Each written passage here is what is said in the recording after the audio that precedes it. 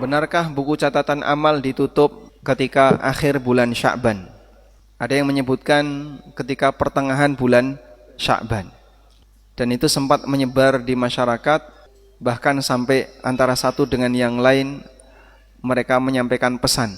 Menjelang ditutupnya buku catatan amal saya, maka saya mohon maaf kepada kamu. Nah, terus mohon maaf kepada suami, kepada istri, kepada anak, kepada orang tua. Dan Masya Allah, dia nyebar permohonan maaf kepada siapapun.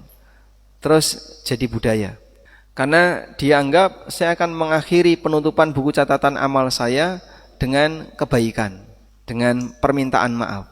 Ini sudah mitos diiringi dengan amalan yang tidak berdalil. Jadinya dua-duanya akidah yang menyimpang.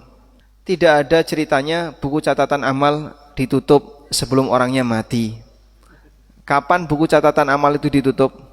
Saat yang bersangkutan meninggal dunia atau gila atau tidur, sebagaimana sabda Nabi SAW, rufi'al qalamu an thalathin, diangkat pena catatan amal dari 3 orang.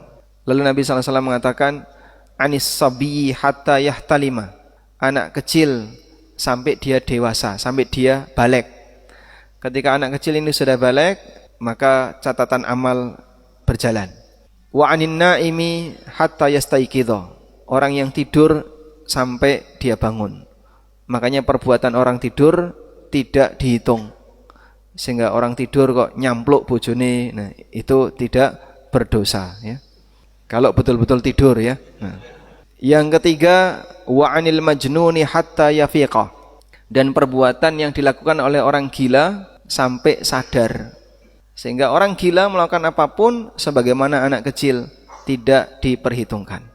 Selain itu, hamba akan terus dicatat amalnya. Dan Allah Subhanahu wa taala perintahkan kepada kita, wa'bud rabbaka hatta ya'tiyakal yaqin.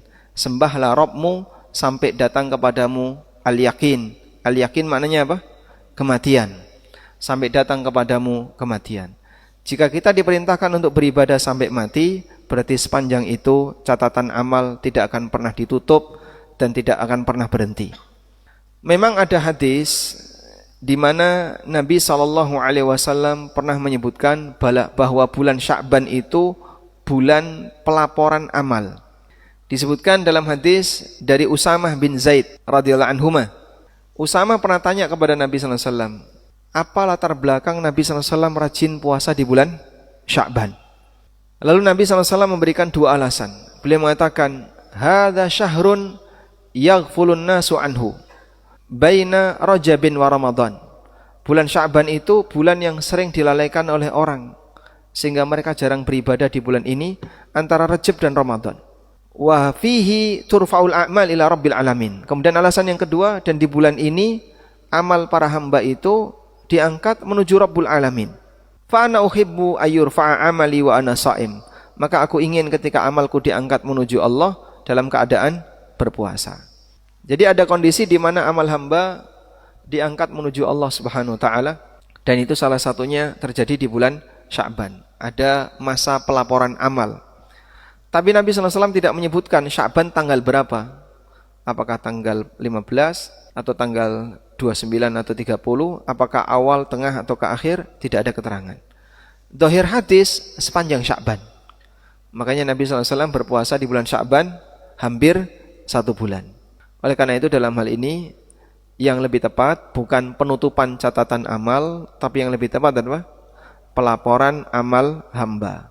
Amal diangkat menuju Allah Subhanahu wa taala di bulan Sya'ban.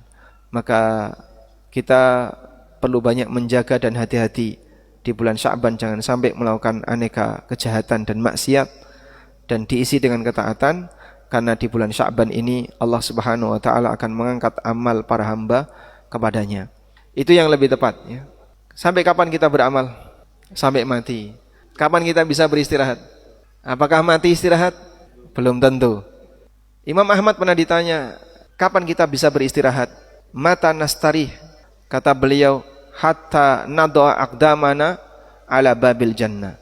Sampai kita meletakkan kaki kita di pintu surga. Begitu kita meletakkan kaki kita di pintu surga, silakan Anda istirahat. Kalau belum sampai itu manusia tidak akan bisa istirahat. Wallahu alam.